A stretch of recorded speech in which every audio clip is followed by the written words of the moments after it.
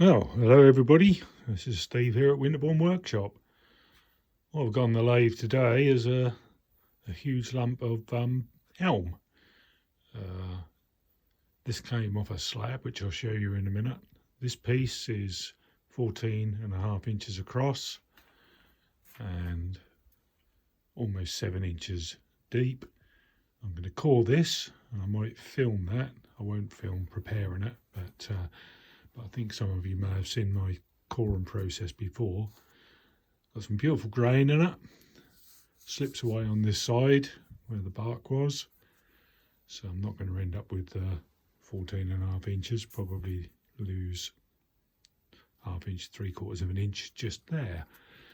I've also got somewhere around here a crack. I cut 3 inches off the end of the slab to try and get rid of the cracks. I'm pretty sure it's not going to go in too much further, so that's quite good. So where did it come from? Right, we go through into my little wood store. Came off this big slab I've got here, which opens out to quite a lump at the bottom, so going to get quite a few more bits out of that. Some of those I'll cut to size and then probably rip down the middle. I don't know, I'll see. I can get 2 bowls out of it that way, or core it again. I'll see how the coring goes. I think it's going to be quite a feat to core this. This has been laid in a kitchen cabinet maker's workshop, and it was so hard he couldn't do anything with it. I have had a little test go, and it does cut okay. A bit jumpy at the moment, but as you can probably see, there's some rather nice grain in there. So fingers crossed. I'll bring you back potentially when I'm coring it. I'll see how that goes. Right, well, what a lump. I've got it roughly shaped and got 4.5 inch tenon on the bottom, so I can put it onto these big old Vic Mark shark jaws.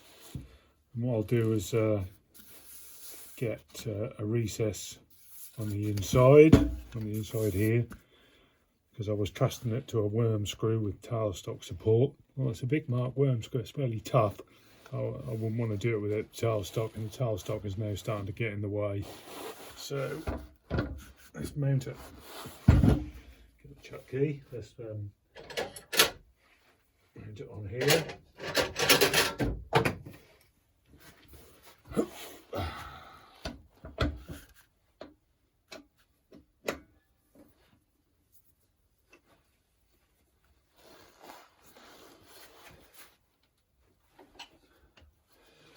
So I'll get a tenon on it.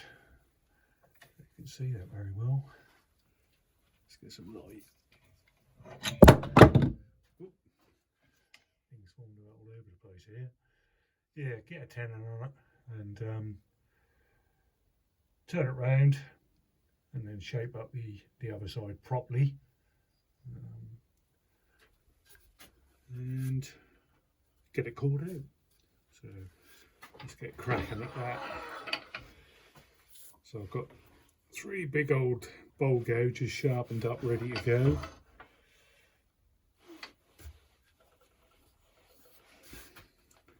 I'm quite happy that that Vic Mark 120 with those big jaws on will hold that. Famous last words.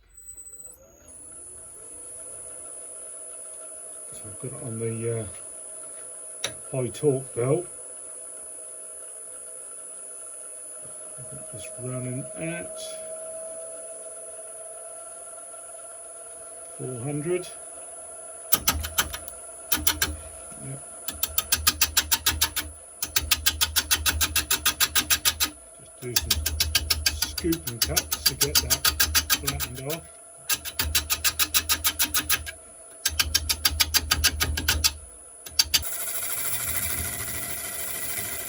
That would be for a tenon.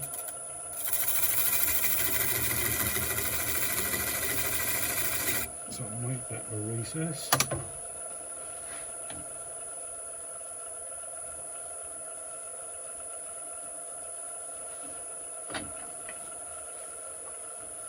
A bit more, just attack that with the scraper.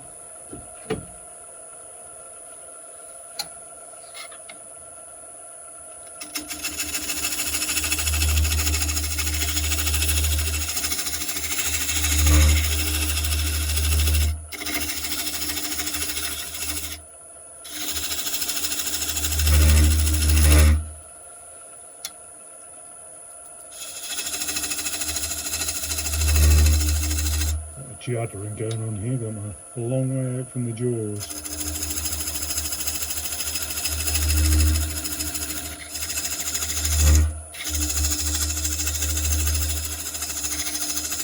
Got a slight radius on the scraper so that I can't get all of the wood at the same time. Just makes it a bit safer. Steady project. Yeah, I reckon I've got enough of a recess on there.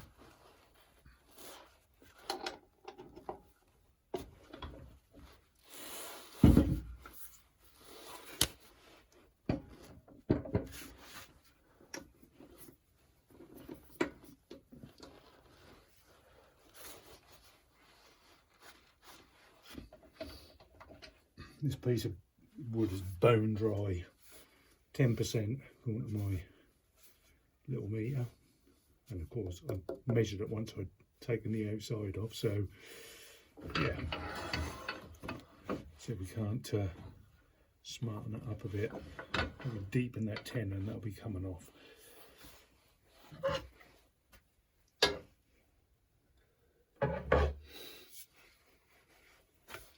Right, and my mini gouges I've got prepared.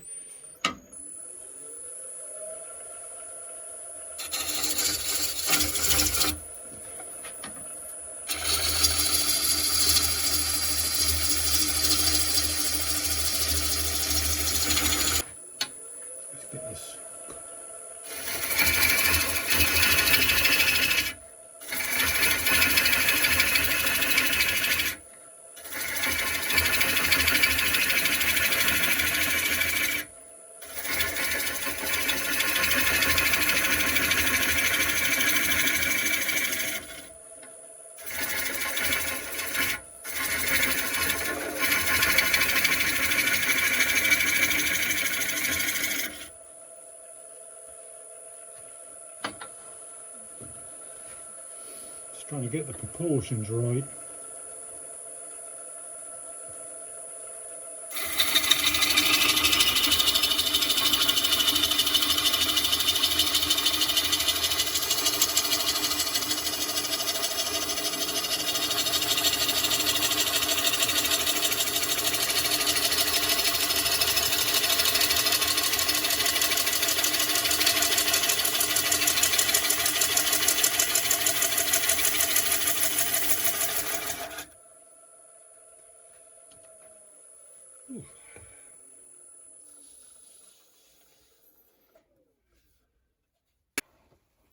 Right, well, I'm all set up to core. So the black line you see there is going to be the inside of the cutting knife. So you've got 3 cutting parts to it. One on this edge, one in the middle that protrudes. That makes the first cut, and then one on the outside. Obviously I've left that on there so that I can go to the smaller knife and get some more out. But I'm just going to core this lump out of here to start with, and put the rest away until another time, as this is going to be quite arduous. So I won't do too many seconds of it, just to give you a flavour of what's to come. We'll see how well it cuts. I'm running that at 390.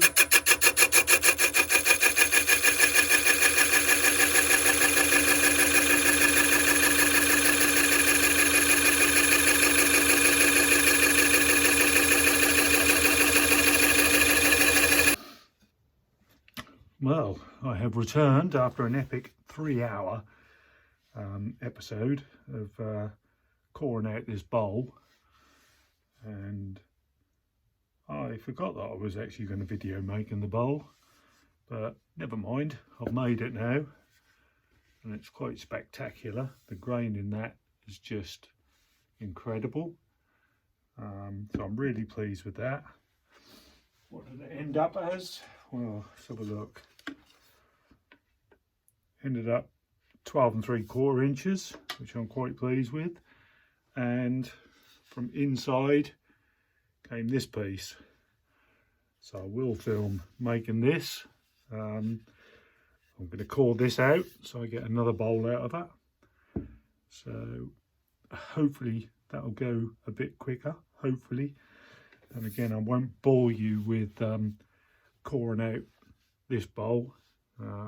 Again, I've already done a video on coring, and the process in this case is going to be very boring coring, because it's going to take so long. So I promise I will bring you back when I'm ready to make a bowl out of this piece of elm.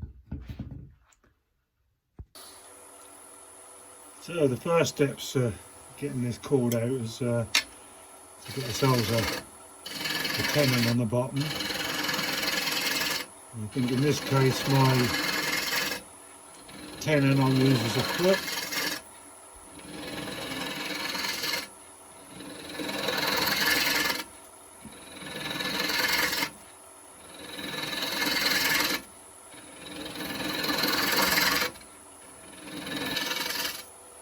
I'm going to use the Bic Mark 3-in-1.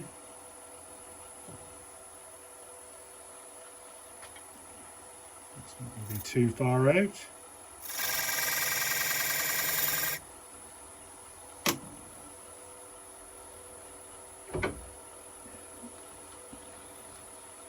Get a spindle gauge in there to create the foot.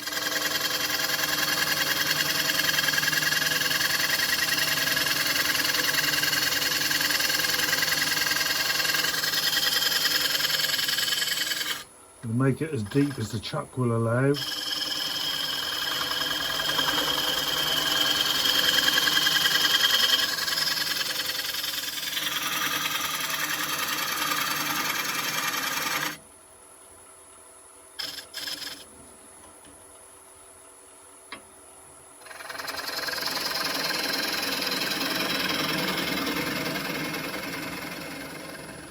Come across the bottom and get it concave.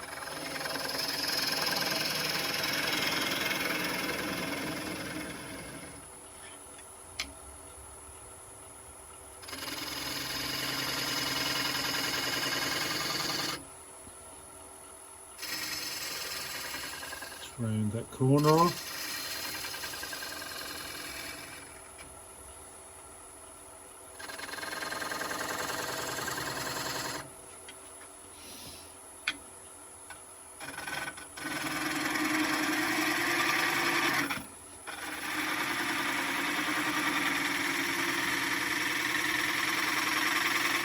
Not so easy to do that. The camera's right where I want to be.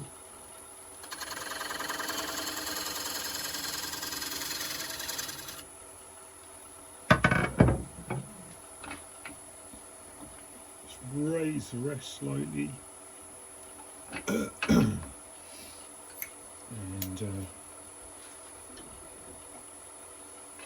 get in there with a scraper.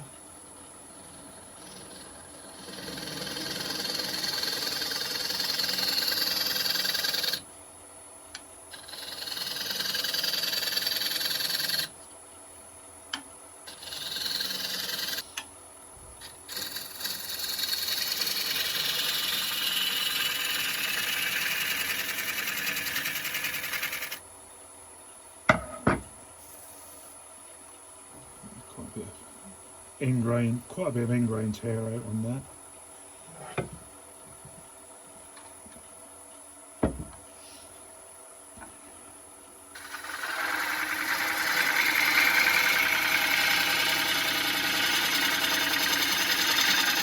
That black mark you see on here is a burn mark from coring it out. Actually jumped out of the chuck and obviously went a bit haywire.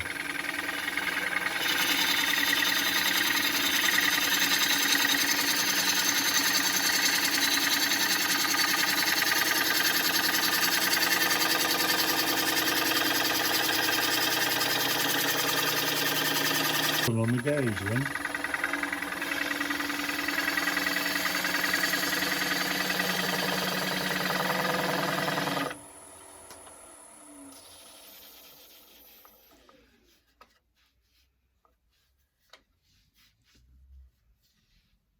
Right, good. Well, that's gone. So what I should do is sand this off, and then get it turned around, get it all set up to core out. See you in a bit.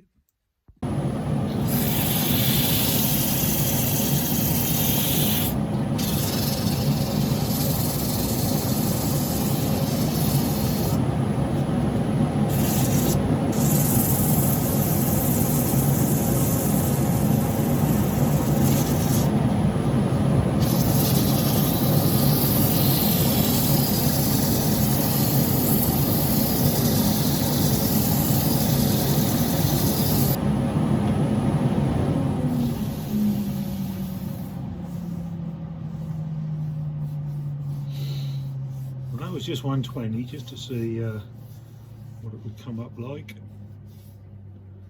A little bit of tear out here. The rest of it is pretty, oh no, a little bit there. So I shall persevere at that. I won't bore you with that because it is quite boring, and I'll see you in a bit. Right, well, I've got into it a bit more, got over that initial really hard spot. So now it's time to just turn the support around, get that lined up, get the start of it into the wood. So it's now fully supporting that knife.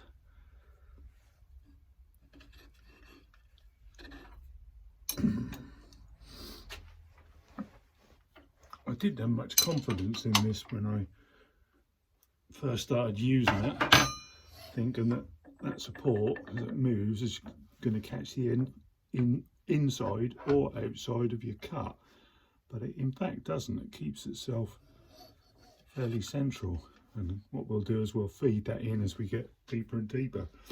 But I'll just show you a quick few seconds of this actually cutting the wood rather than burning it. The leading point is still actually burning it.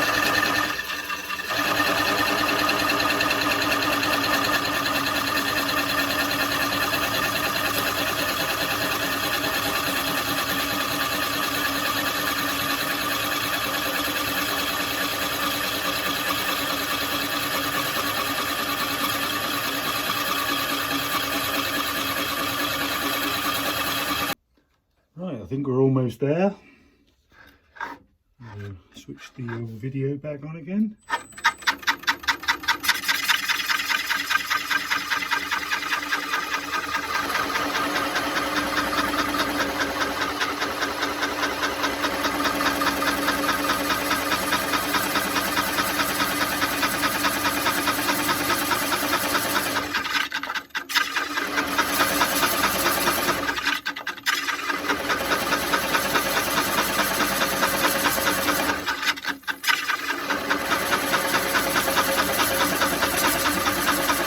To the bed, the cutting bar. There you go.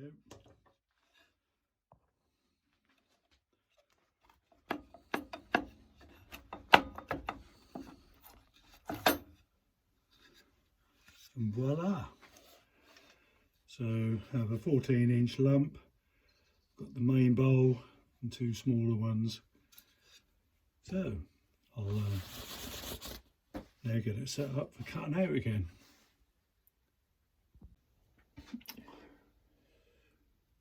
Right then, I'm ready to take what's left of the middle out and get the speed up a bit.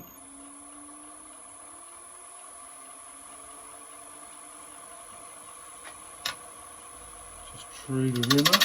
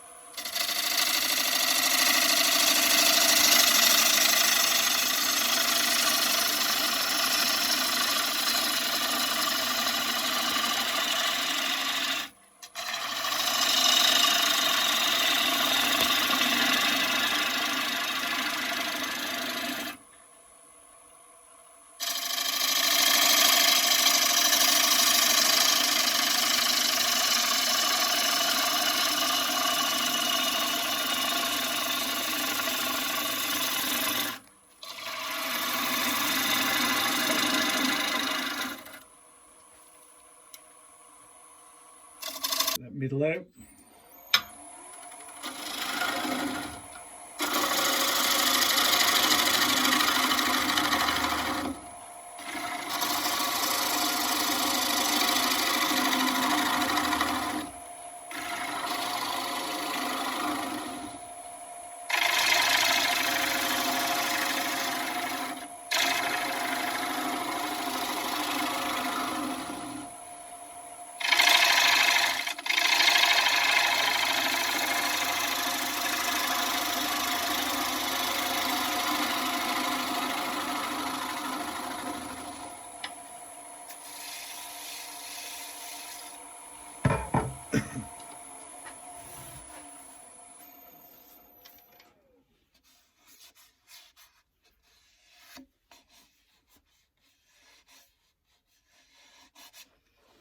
Yeah.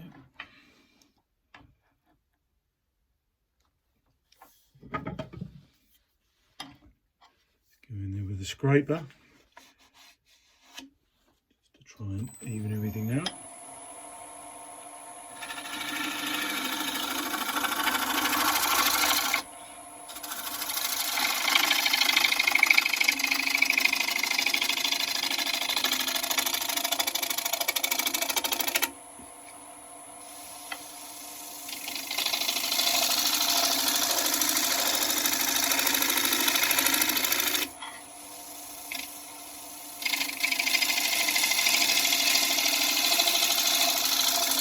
Tainted that scraper quite well. So good. Bit of a clean up and get that up with a bit of 120. I'll just show you a little bit of this. Turn the speed down. I'm using mechanical sand and I like to go in at about 250, 300.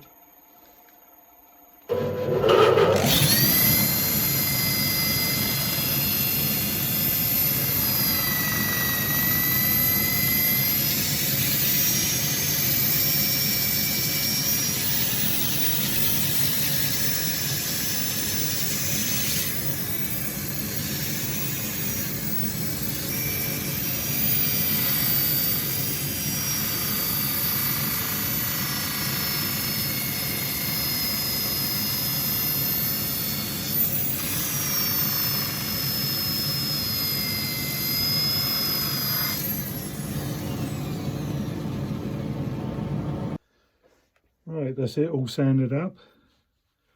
So what I'm going to apply now is some coarse paste. Made this up myself using beeswax, crushed pumice and a bit of oil of some sort, I can't remember what now. And I've also got some finer which will go on next, and that's made out of, I can never think of the word, some sort of earth, but I remember it was fuller's earth, something we used to use in the army. Used to use that to decontaminate, or to practice decontaminating after we'd been attacked with a chemical agent. You would pat it all over your mask, your food, your hands, anything that might have been contaminated, and apparently that would soak up the chemical. I've never proved it or disproved that that would work, but I think in a situation like chemical warfare, you might as well stick your head between your legs and kiss your backside goodbye. Right. Just give that a second or two to soak in.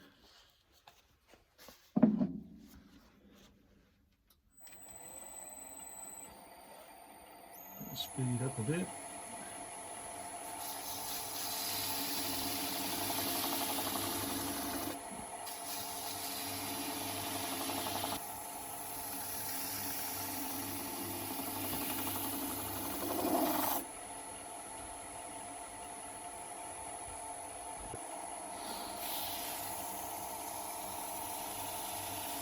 So we just keep plugging away at this until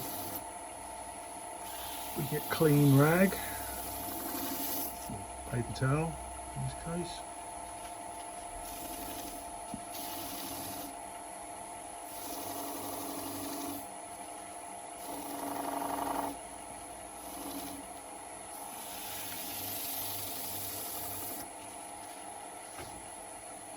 Myself a clean bit.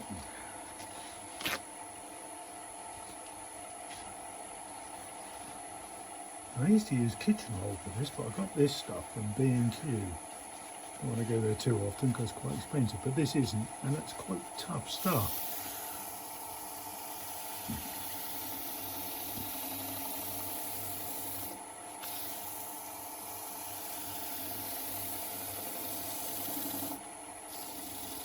For any non-Brits listening, B&Q is basically a hardware store.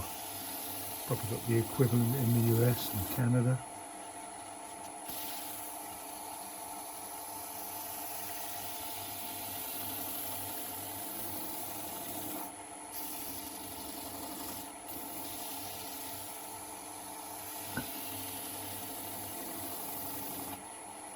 Right, let's have a look at that.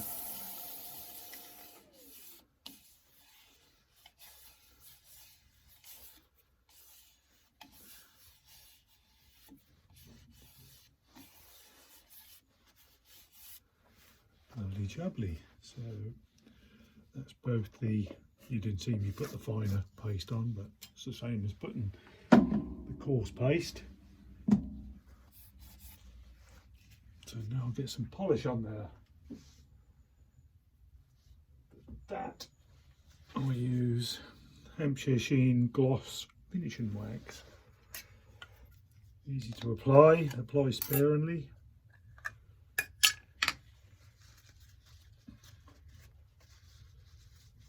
Clean bit of cloth or clean spot.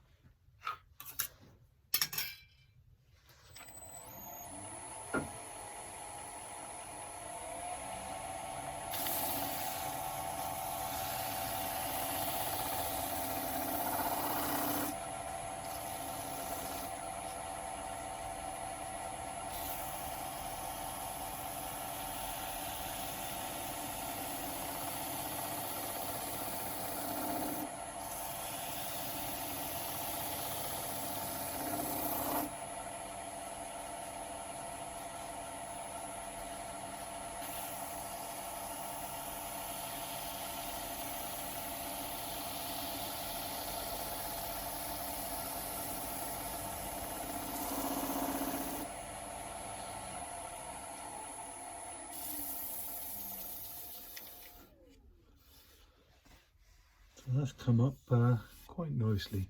I didn't put any sand and sealer on the inside. I did on the outside. I'm not sure if I filmed that, but I want this to be food safe. Cellulose sand and sealer is not food safe, as far as I'm aware. I think even shellac base is not food safe or furniture safe. So there it is in all its splendour and glory. Get the bigger boy.